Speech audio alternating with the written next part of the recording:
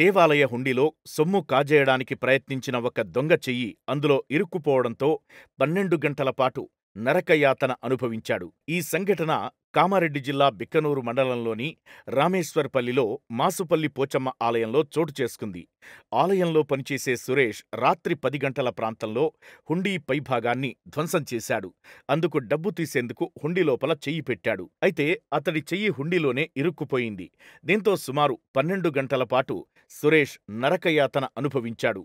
ఉదయం దేవాలయానికి వచ్చిన భక్తులు గమనించి గ్రామస్తులకు సమాచారం అందించారు. గ్రామస్తులు వచ్చి సురేష్ చేతిని పైకి తీసి అతణ్ణి స్థానిక పోలీస్ స్టేషన్లో అప్పగించారు.